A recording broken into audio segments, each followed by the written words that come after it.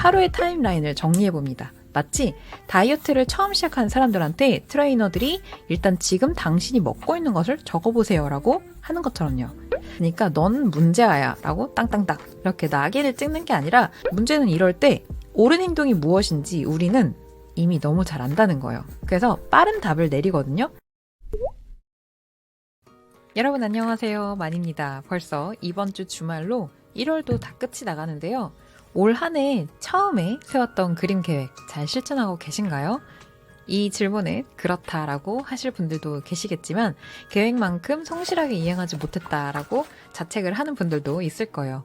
오늘 영상은 그림이 늘기 위해서 매일 꾸준히 그림을 많이 그려야 한다는 것을 아주 잘 알지만 하지 않는 분들을 위한 영상인데요. 제가 10년 넘게 입시미술학원에서 학생들과 수업을 하면서 느꼈던 점을 토대로 그림 계획을 세우기 전 놓치는 중요 포인트들을 짚어봤습니다. 내용을 꽉꽉 담았으니까 마지막까지 꼭 시청해주세요. 저희 반은 매주 토요일에 숙제 검사를 하는데요. 정해진 최소 분량이 연습장 2페이지예요. 한 주에 3일 수업이라서 수업일수를 제외하면 최소 분량이 일주일에 8페이지가 되는데요. 당연하지만 그림이 늘기 위한 장수는 아니고요. 손이 굳지 않는 정도의 그런 정도의 양이라고 보시면 돼요. 그런데 그 최소한도 안 해오는 친구들이 있어서 제가 숙제량을 체크하면서 왜 못했어? 라고 물어보면 대체로 이렇게 대답을 하거든요. 제가 게을러서요 라고요. 아니, 못해온 이유가 뭐야? 라고 재차 물어봐도 제가 매일 했어야 하는데 미뤘기 때문이에요. 근데 학원 때문에 좀 바쁘기도 했어요. 이런 류의 대답을 해요. 그림이 늘기 위한 옳은 행동은 우리가 이미 잘 알고 있습니다. 매일 꾸준히 많이 그려야 한다는 것을 잘 알고 있습니다. 이처럼 우리가 늘기 위해서 해야 하는 일들에 대해서는 꽤 잘 알고 있지만, 우리가 하지 말아야 하는 일들은 잘 모르기도 하고, 그리고 안다고 해도 구체적이지 않은 경우들이 많아요. 그리고 하지 말아야 할 그 행동이 내가 언제 어느 타이밍에 하게 되는지, 그리고 그것을 하지 않는 방법에 대해서는 생각해보지 않는다는 점이거든요. 그래서 그림이 늘기 위해서는 장점도 키우고 단점은 개선을 한다라는 점을 우리가 잘 알고 있어요. 하지만 막상 행동으로는 그것을 잘 이행하지 못한다는 거죠. 그런데 잘 생각해보면요. 정확한 이유를 알 수 없고 내가 납득하지 못했는데 내 잘못된 행동을 옳은 행동으로 바꾸는 것은 애초에 불가능하거든요. 그래서 아까와 같은 상황일 때 제가 이렇게 재차 물어봅니다. 아니, 쌤이 필요한 거는 정말로 왜 할 수 없었는지에 대한 객관적인 정보야. 그러니까 추상적인 게을렀다, 내가 미뤘다 이런 이유 말고 정보를 줘 라고 얘기를 해요. 그래서 그 다음에 덧붙이는 말이, 아마도 방학이라 학교를 가는 시간이 하루 일과에서 빠졌을 테니까 물리적인 시간이 부족했을 리는 없고, 어쨌든 아팠든 아니면 숙제가 어려웠든 해야 할 시간을 정해두지 않았든 등등 각각 여러 이유들이 있을 텐데, 내가 그것까지 너네 집에 CCTV를 달아놓은 게 아니라 당연히 모르니까 그런 부분들에 대해서 설명을 해달라고 얘기를 해요.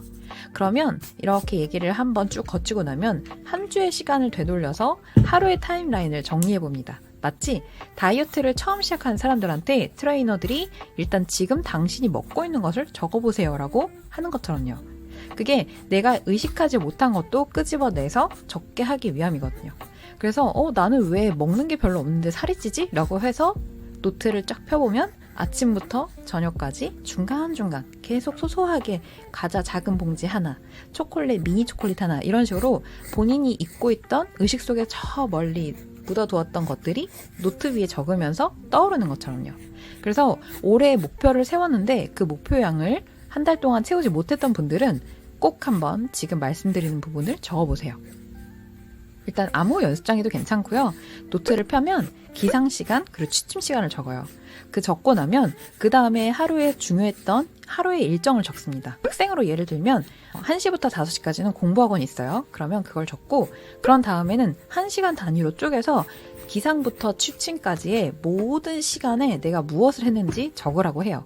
이게 생각 안 날 것 같죠? 근데 생각보다 우리의 기억을 더듬어 보면 다 적을 수 있거든요. 그러면 분명히 비는 시간이 있어요. 그래서 이때 학생에게 이 시간에 뭘 했니? 라고 물어보면 대체로 쉬거나 누워있었다, 둘 중 하나인 경우가 많습니다. 그래서 쉰다는 게 어떻게 릴렉스를 어떻게 했던 거야? 잠을 잔 거야? 아니면 누워서 폰이나 이런 걸 한 거야? 라고 물어보잖아요. 그러면 90% 이상은 폰을 하고 있었다고 해요. 그래서 폰으로 뭘 하고 있었어? 라고 하면 대체로 유튜브를 보거나 SNS를 봤다라고 하거든요. 그래서 뭘 봤어? 라고 물어보면 대체로 알고리즘이 띄워주는 거 보다 보면 그대로 흐르는 대로 보다 보니까 사실 자세한 내용은 기억이 안 난다는 거예요. 그런데 이 휴대폰을 보는 시간이 그림을 그리는 시간보다 월등히 많은 거예요. 그림은 하루에 1시간 반을 그렸는데 누워서 유튜브 보고 트위터를 하고 한 시간은 쫌쫌따리 시간 합해보면 5시간이 넘는 거예요. 자, 여기서 일단 우리가 내 자신이 하고 있는 잘못된 행동을 잡아낸 거죠. 쉰다는 명목으로 유튜브를 보면서 놀았다. 이런 식으로. 근데 여기서 중요한 것은 쉰다는 것을 우리가 많이 놓치는 게 뇌가 적극적인 활동을 멈추고 충분한 휴식을 취해야 하는 것인데 요즘 학생들의 이야기를 들어보면 쉰다 이퀄 유튜브를 본다, SNS를 한다. 이렇게 놀이로 인식하는 경우가 많아요. 그런데 유튜브를 보고 SNS를 하면서 내 뇌는 계속 새로운 자극을 받거든요. 그러니까 한마디로 쉬는 게 아니라 풀가동을 하고 있던 거예요. 그래서 이 부분을 꼭 짚고 넘어가고 싶었고, 이 다음에 바로 쉬지도 않고 그림 글 시간에 놀았으니까 넌 문제아야 라고 땅땅땅 이렇게 낙인을 찍는 게 아니라 그러면 내가 왜 휴대폰을 보면서 쉬게 되었는지를 생각을 해봐야 돼요. 이 부분은 정말 많이 놓치는 부분인데 각자 휴대폰 또는 아이패드나 이런 태블릿을 하는 이유가 다 다르거든요. 이를테면 방학에도 공부학원에서 하루에 8시간씩 공부를 하고 미술학원도 하드한 일정을 보내다 보니까 난 방학인데 너무 놀지 못했어 하는 보상심리가 발동한 경우도 있고요. 그리고 또 아침 8시에 휴대폰 알람을 끄기 위해서 휴대폰을 보고 메시지를 확인하다 보니 그대로 다시 휴대폰을 들고 누워서 정오까지 휴대폰을 하게 되는 경우.